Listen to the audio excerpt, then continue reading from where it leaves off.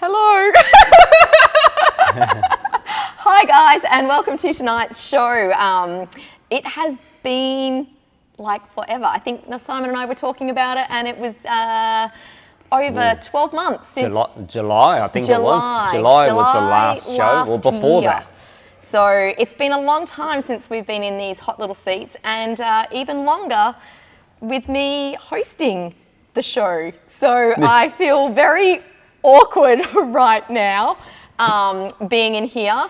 But and we're not going to make it easy for you, Jess. No, you definitely are not making it very easy for me, Simon. But you'll notice there's a bit of a different format. You can hear Simon's voice, but you can't see Simon, mostly because he's just really ugly and we don't really want him on screen. But is... Oh. Introduce Prudent first. Well, I thought you were having me just on the camera. God! Well, that just stuffed up my introduction. This is off to a great start. It is a great start. Well, surprise! My new co-host, and because I don't have the screen like off to the side where I would have seen that Prudent and I were on the cover. I'm so sorry, Technical Prudent. difficulty, that's fine. Oh, talk about a husband that can't do his job properly. It's not even our show and I'm already having a domestic. But anyway, back to all seriousness. It's great to be back on the show. It's great to have Damien joining us on the show. So you're going to be covering all our hard enduro scenes this year. Yeah, I'll do what I can to cover off the hard enduro stuff. Well, I was going to say, not that there's much to go on for this year, but for next year and what we need to get ready and bikes and all that sort of gossip that I'm sure will come our way. Yep. And then I have on my right, we've got Uncle Arthur, who doesn't really need an introduction because it's just holy dolly. It's true. Have you mentioned to Damien about our counselling service? No, because you're old. You don't need counselling service. You just need a hearing aid and an eye test. No, I'm not going to need counselling. It's Damien's going to need the counselling because I don't know if we've explained to him my fan base and how big my fan base is. So I want to make sure we've got some counselling service. Is this on your OnlyFans fan? And that's because he's only got one fan. Only one fan. That's true. No, it's fantastic to be back on board with the Moto Dynamics show with the new format. Welcome, Damien. I think it's going to be fantastic. I'm sure you and I are going to have some fun on the show. And as Jess said, it's been since me and Paul went off to the Fink last year. Yeah. We haven't done a Moto Dynamics show. We've certainly changed. We're in the shop now. And now this is going to be the new Moto Dynamics show. So I'm really excited about it. So. No, it's going to be great. And I guess to kick it off, Simon, we've had a pretty busy couple of weeks here in WA. Well, really in the trial scene in general. So do you want to fill everyone in case they've been sleeping under a rock and just missed everything on social media? Yeah, well, I mean, the trials scene in WA is fantastic. I mean, for our club championship rounds, we're pulling 90 plus competitors for our club championship stuff, and of course the club championship rounds have wrapped up. There's 6 rounds throughout the year to determine the club champions, and so that's wrapped up. We've had our Aussie team heading overseas. They've been in Italy and Monza. I believe they were in Monza. You remembered. And so I'm jealous because we've been to Italy and it's just awesome being there. And they did fantastic. Congratulations to the women's team and also to the men's team for heading over there and taking it up to the world for Australia. It was really great. With the girls, they just got pipped at the last moment, so they came in at 10th, and it was Portugal, and I do forget which was the other country that they were up against. Fighting against. Yeah, they were sitting in 8th, I think, for a bit, and then, just at the last bit, and then the boys were on 3rd for the first bit of competition, and then got muscled out to 5th position. Yeah, I heard there was one particular section that cost them a lot. So, but it's fantastic. It's all stepping stones and it's all about experience and that's where it leads. So yeah, so it's been a great season so far. We had the state championships at the Austins at Mental Falls in 2J. And it was a bit mental that weekend. It was mental, I tell you. It was a drama-packed championship, not only in the championship alone, but also, unfortunately, a number of injuries as well. Some not even competition related. No. So there was really some fun going on there. Big shout out to Nancy Appleby for her little competition incident she had, and she's looking good.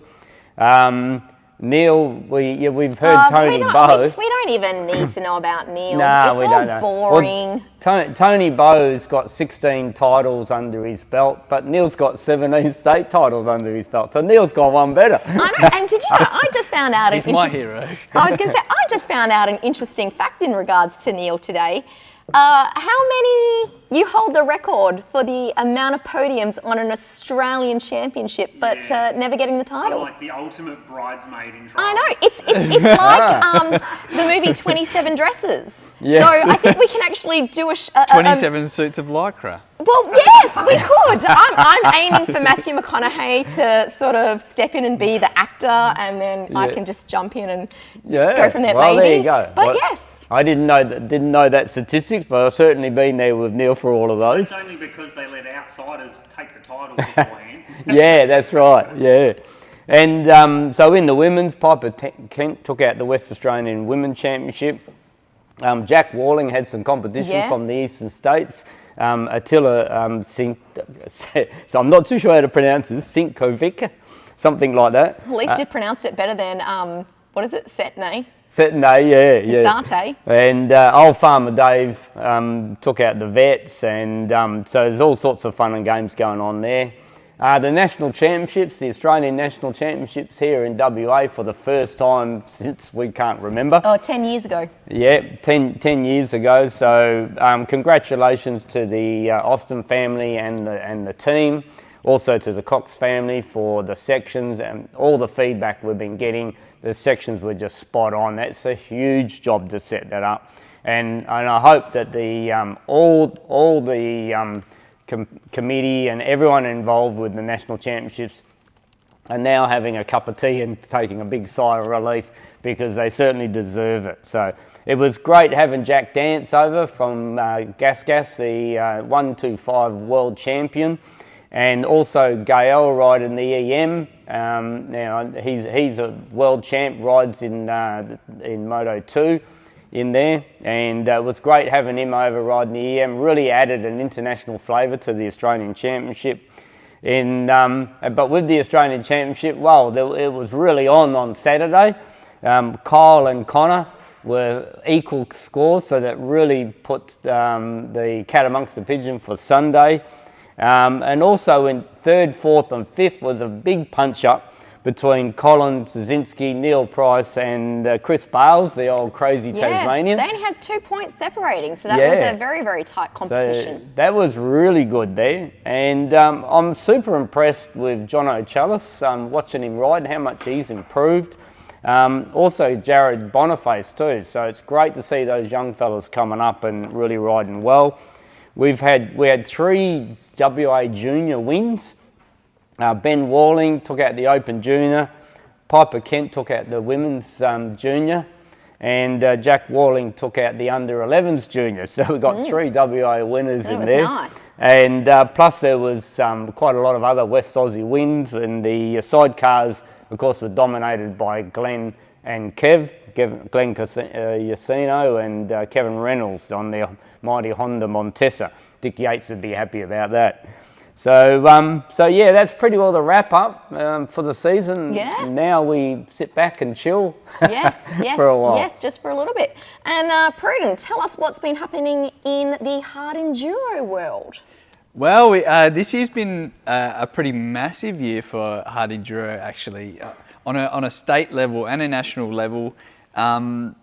I was a big part of the WA Hard Enduro series this year. And that really skyrocketed. You guys really it was a massive year of growth for us, and that shows in the participants in our events, going from the first event back at Campbelltown in March, April, to the last event we just had, the 6th round at Tuja. We had over 100 riders, or close to 100 riders. Yeah, that was insane. And it was pretty special to be a part of that, helping run the committee for the WA Hard Enduro series. And we had some really close battles amongst the competitors all year.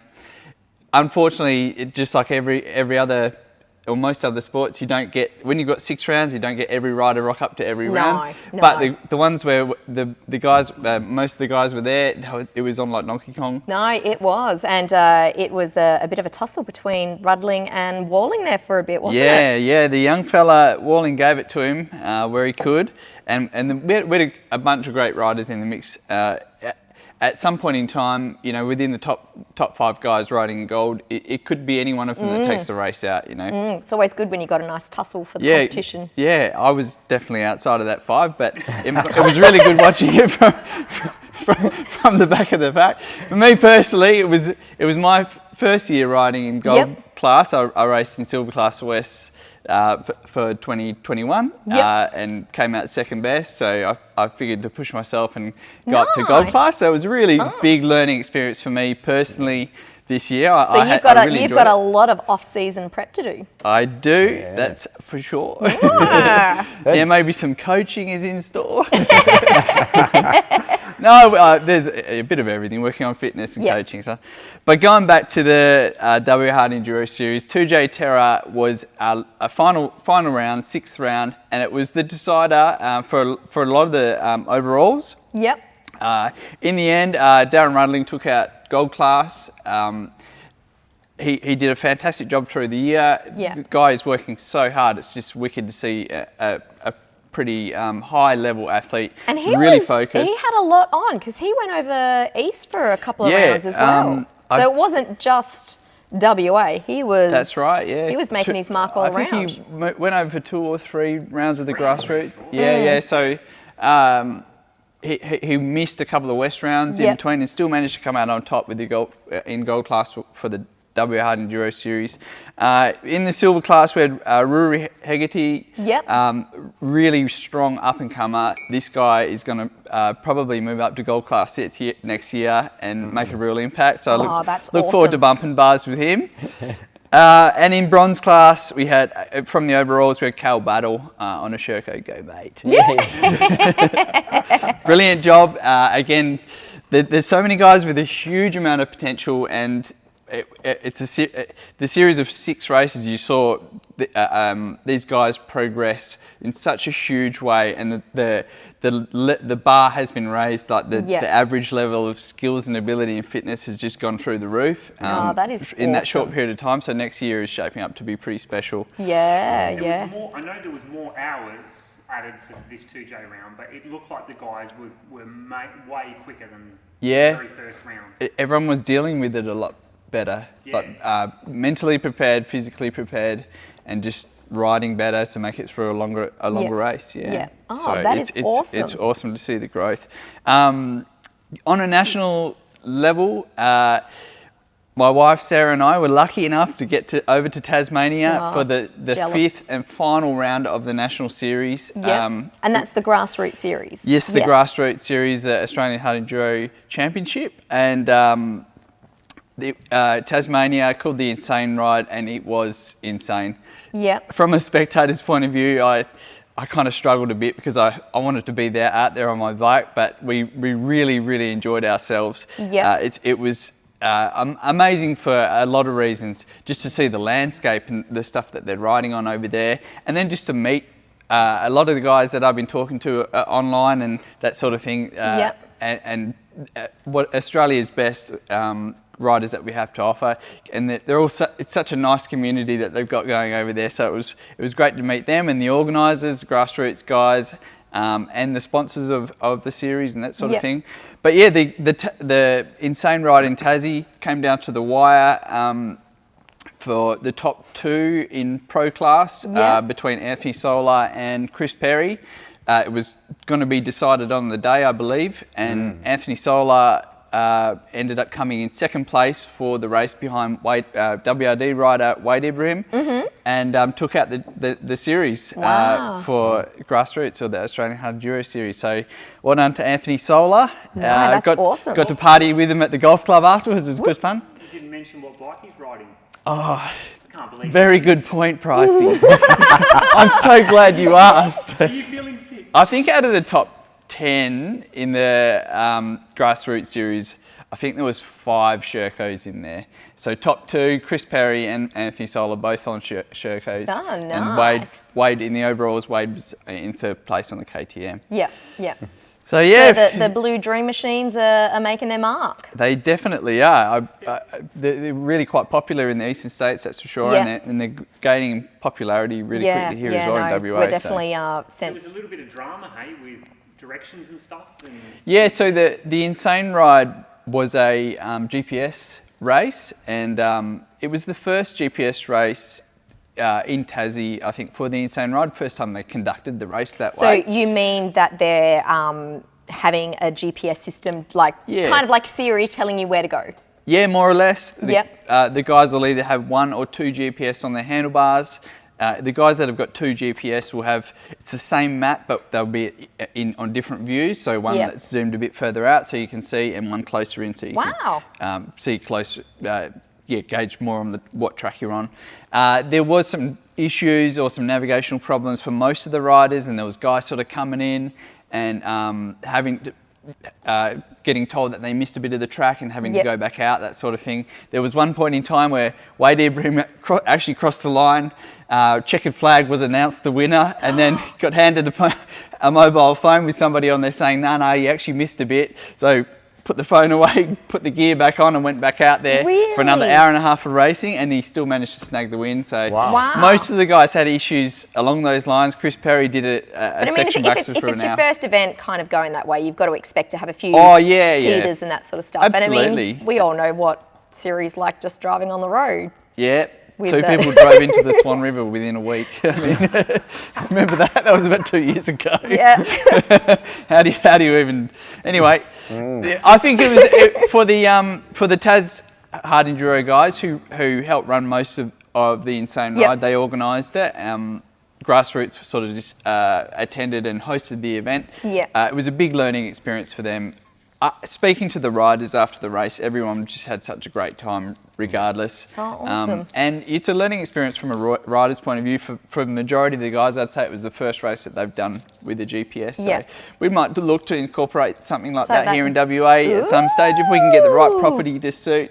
You need to be expanding over a pretty large area to do a GPS race like that. So that's what it will come down to. Oh, nice. It was fantastic to see. And just the whole vibe. And Tassie's a lovely place. It was. We spent 2 weeks there on holidays around the race. It was pretty special. It's a good place. So I'm hoping maybe after South Australia, we'll just have maybe the next 5 years of nationals in Tasmania. Would be really great. I'm just our nationals will be just hashtag saying, I don't know, they can have it for a bit longer. So now the 2022 season is over. So we're in that breakup period. We're in that sense of mourning. What do we do? Where are we going to go? Was it me? Was it you? We just need to clarify it, isn't it? At the end of the season, there's a few people going, there is still events. Oh, I know, but the main contentions, these are not going towards result ends. The main competition season, the winter series is over. Or unless there decisions made at Ashes Trials? Well, what have we got? We've got it's just the Ashes the and Pathfinders have got the Ashes Trial, which is their trophy presentation. And then the Gas Night Trial. We got the night trial with the AJS up at AJS Park. So those are our last 2 events. But what I mean is when it's over and the breakup's happening, it's just the breakup of the winter series, I guess. Technicalities. Well, so now that we come to that breakup season, what do we do? What do we do with bike prep or planning for next year? I think it's a bit like the AFL. We kind of get into trading period. So one thing people do is they start thinking about trading up and going to a new model. The other people start to think about their maintenance prep. for the next season, you know. Neil, are you noting that down, maintenance for next year? Maintenance? Yeah. Just get a new bike. Well, the thing is that... I was more meaning my bike. Yeah. You're going to have to buy a new bike. Yeah. Well, whenever you have a breakup, you end up having to pay maintenance, don't you? Well, So- yeah. That's why Sarah and I have been together longer than we haven't. It's cheaper. Well, I definitely don't is. know. Yeah. Don't Yeah, worry, so- I've told Neil I'm keeping my name. If we get a divorce, I ain't going back to my maiden name. Yeah. So really, we've got there's two elements there. One is if you're planning to trade up, you're kind of going to be in one mode. If you're in where you're not, you're going to have to start planning your end of season maintenance, aren't you? So that's the difference. Those two scenarios depends on which one you're in. Going for maintenance with trials bikes, what should we be maintaining? Well, I reckon. I mean, I've flicked to Pruden as well. I reckon it'll be the same with your enduro bikes as with your trials bikes. If you're planning to use your bike for the rest of the season, or even if you're thinking of trading it in, you probably want to get into doing some maintenance on your bike. The biggest one is when your bike sits stationary for a while, you really need to make sure you do your maintenance on your bearings. So steering head bearings. I mean, I know lots of people have put their bike away in the shed, pulled it out for the start of the next season, and they couldn't turn their handlebars because the steering head bearings had rusted up a little bit. So steering head bearings, wheel bearings, linkage bearings.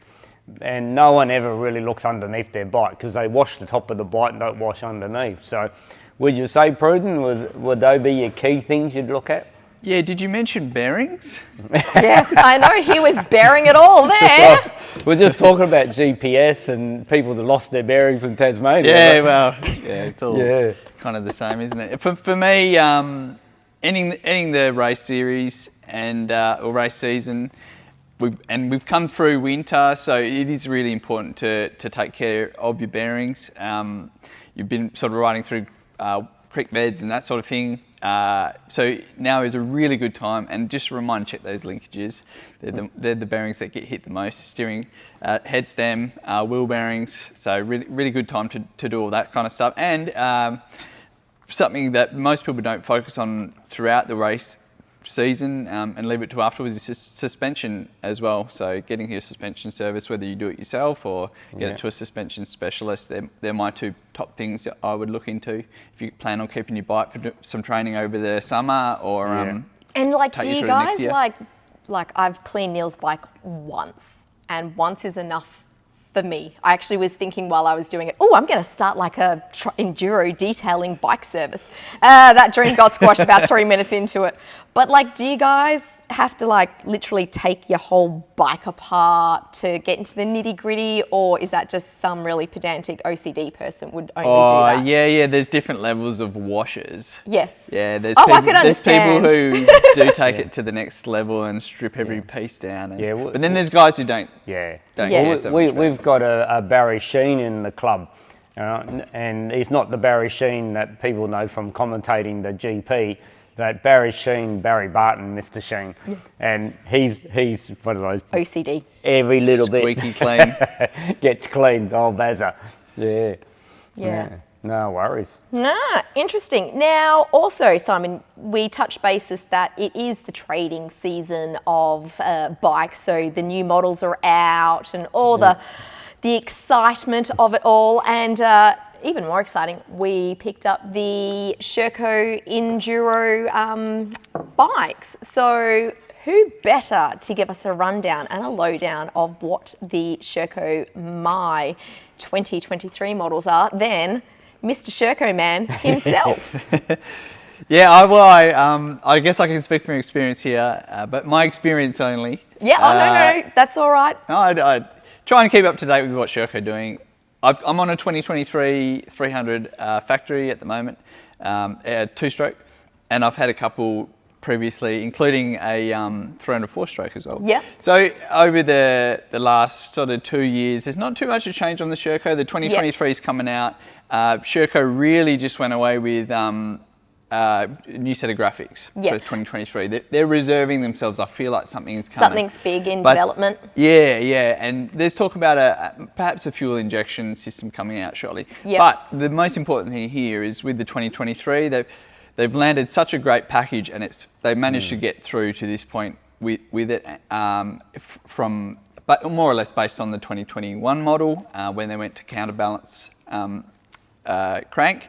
So it's really just a great package, great all round. Yep. The 2023 is a great looking bike. Actually, while we're on it, speaking of looks, I reckon we'll put it out to the viewers and just comment up. Let us know which enduro bike you reckon for 2023 is the best looking bike based on looks alone, styling. Don't base it on anything other than that. No performance characteristics or anything. Well, if I'm going to put my hand in, I could be I like the beaters at the moment, but that's only because I like black. Yeah. So for me, I just love the dark and moodiness of I was getting excited there for a little while, Damien, when you were saying you're going to get the viewers to say who they think is the best looking. I thought you were going to talk about you and me. Oh yeah, it would obviously be between you and me. Yeah. Well, I don't think there'd be any competitions. Obviously, I would be, you know. But interesting you say. I mean, you know, and we have people pop into the shop and you can tell straight away they go straight for the blue bikes and they like blue and they don't like red, yet you get the people the other way, you know what I mean? So it actually will be interesting to see what people think is their best bike. So it's a great idea. But talking about the Shercos, I mean, sorry, Jess. No, you're right. I mean, we're new to the Shercos, so we're not going to pretend to know them well. But we've had them on the floor for just on 4 weeks. But they certainly, you made the comment, they really put a full package together, don't they? Yeah. Yeah. You know, it's amazing. They've got fans on them, they got the suspensions all around. You know, I know they are the factory versions. Yeah. You know, but they really do put a good package together. Yeah, for 2023, Sherco have dropped the racing model, so you can only get their factory edition from Sherco. But yeah, it comes with a few extra goodies and just bits and pieces that you might have to add on to the Austrian counterpart.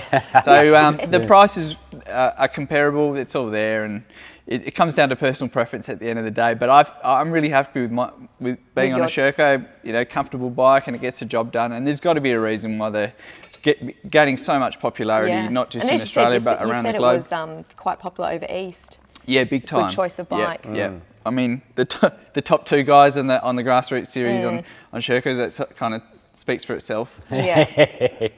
Yeah, no worries. And Simon, we just last week had the reveal of the GasGas TXT 2023 racing. Woo. I cannot wait for them to bring out an 80 version. I'm really excited. Yeah. Not that that's actually happening. That's just in my dreams. No, that's right. But what is going on in the trial scene for the 2023s? Actually, there's some really good, exciting news happening with GasGas.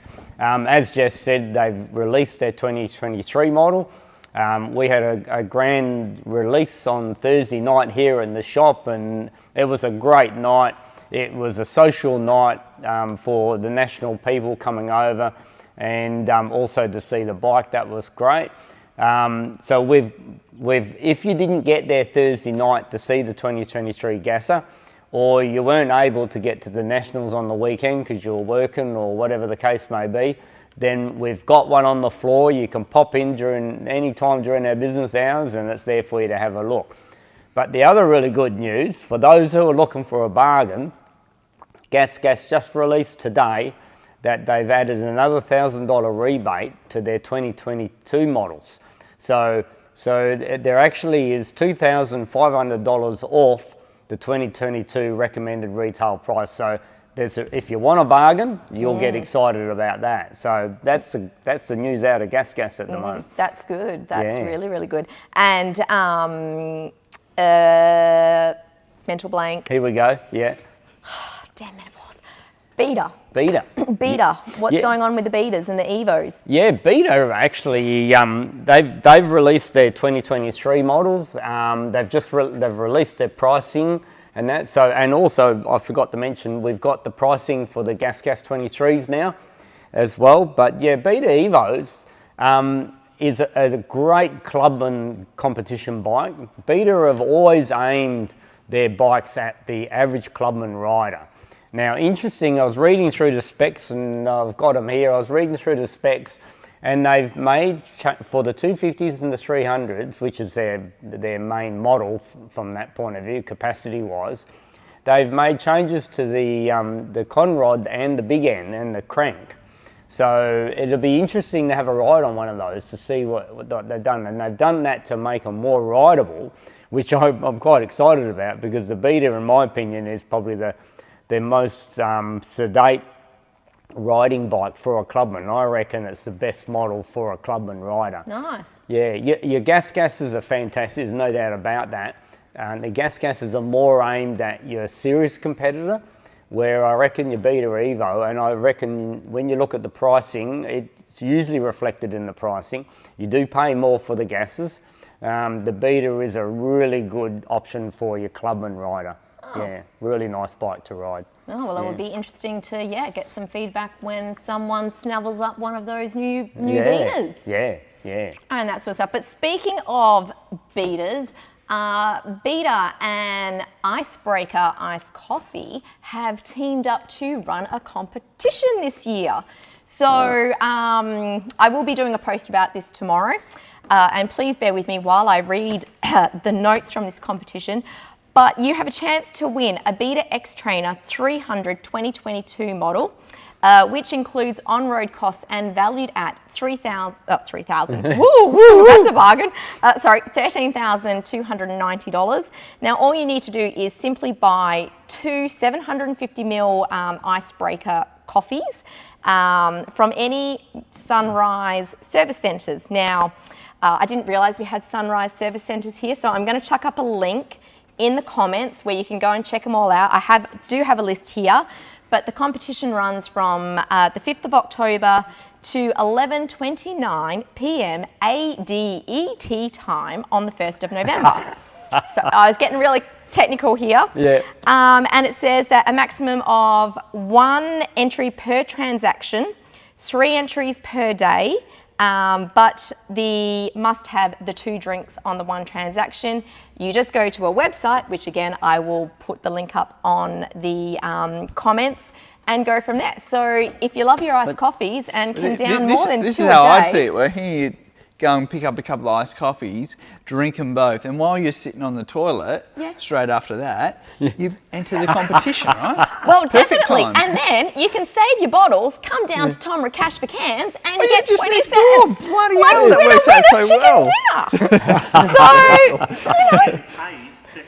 Exactly. You look at it that way, so anyway, I'll just quickly rattle off the participating stores, because there's only a handful. You said there was Sunrise service centres. That means they only opened in the morning? Is that what it means?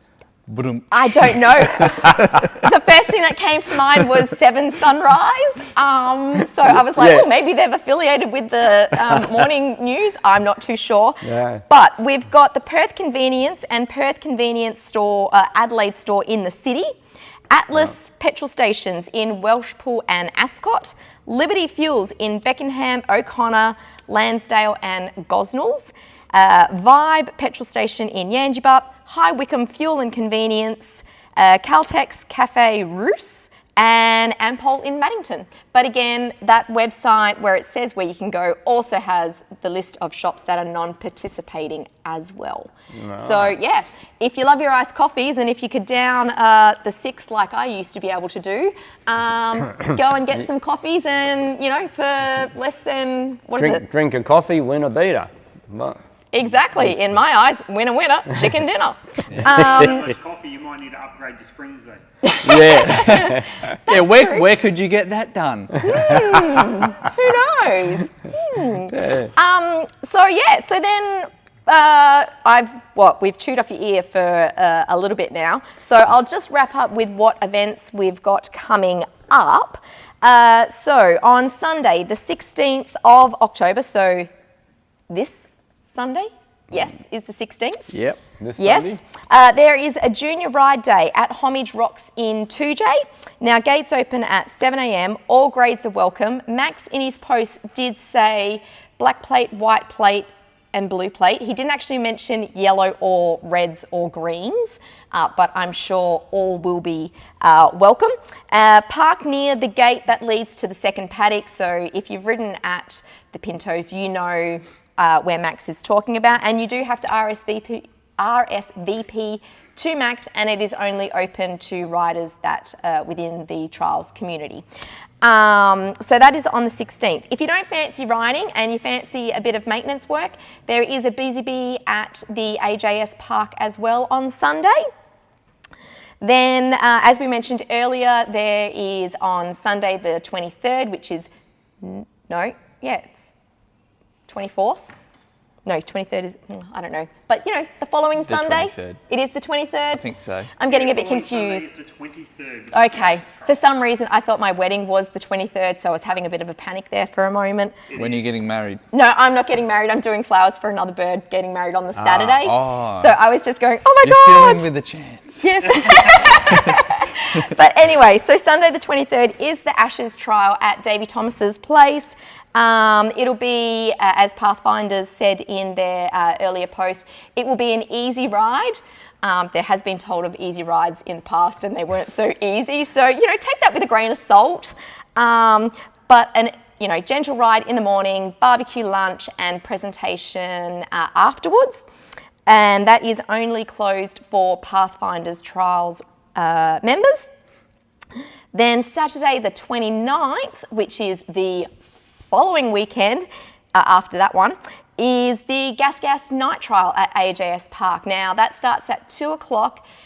They will be having details put up in the next week or so for registrations and all that sort of stuff. It is a great event and well worth a look. Even if you're not wanting to compete, I would thoroughly say if you've got the free time, go out and watch that one. And then the last but not least, and then this means the trial season is officially over. On Sunday, the 6th of November, the AJS have their AGM and presentation at Whiteman Park. Nice. And details to follow on that. Holy dolly. Wow. Yeah. There is a lot going on. Yeah. I know. It's been a busy month and a bit. It's amazing how quick the season comes around. One minute you're just getting warmed up into the season, and next minute, Jesus, it's done and Christmas. dusted. Yeah, I agree with Christmas that. already, so that's Oh, don't awesome. say that. I am so not ready for Christmas. I wasn't even ready for last Christmas. Danger. Let the viewers know coaching, there will be coaching, hard enduro and trials. Yes. Oh, actually, great. I did forget to put that in because if you're a hard enduro rider, Neil did have a coaching session on the 15th. Oh, it sold out. Well, bugger that.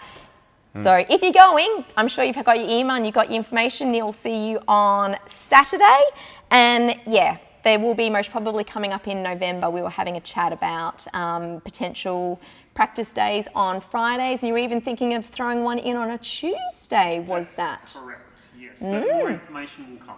Yes. So keep your eyes peeled. So make sure you like and subscribe and follow us and give us all the loving you need for Moto Dynamics. And if you want to follow on any of Neil's coaching details, you can follow him on Trials and Enduro Skills. Just a point there, Oh. the AJS wind-up, it's not at Whiteman Park, it's been changed to the Trials Park. Oh, You guys why? have shown in the comments. Thank you for letting us know that. I was still looking at the old calendar.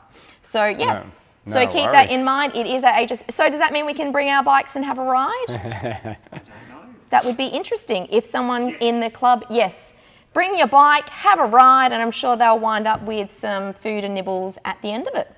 Does anyone else have anything to add? Do you have anything? Oh, Yeah, just there's the tussles. all my fans, you know, don't rush me at once, you know. That's, you know, don't want anyone to get hurt. What's wrong, Jess? You have fans? I perfectly cut the camera. Oh my God, I just saw it. Oh man, that contempt even gave me a double chin. Oh, hang on. No. I'm just thinking, where's he going with this? Don't worry, you and me too. That wasn't in the script. But yes, did you have anything? What's going on with the Brat fam? Farm, not family, farm. Fam. Oh, Jesus. Yeah. I'm not lying. It's more so just coming down to me finding the time to make videos, which I really enjoy doing, and so I need to get my butt into gear and do it. But I've been really busy, so. Well, it looks like you got the quiet time in the season to. Yeah. You know, you could. Well, you you'd could think make it's your quiet, plan but I actually get pretty busy now. I find myself riding over summer a bit more than sometimes more than I do in winter. So. Yeah. No, we're just constantly not busy. We're full. Life is full and crazy. So.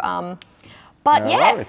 other than Great. that, Yeah. I think we can. Oh, stickers! I've got to do stickers. Yes, I'm getting you do some need stickers. to. So if you want a sticker, Yeah, you'll put be your able to, hand you'll be up. able to come down to the shop and you'll grab some once I talk to Tiana and get them printed out again. Awesome. I'll drop some off here. No, that will be great. And on that note, I think it's time to say ciao and arrivederci.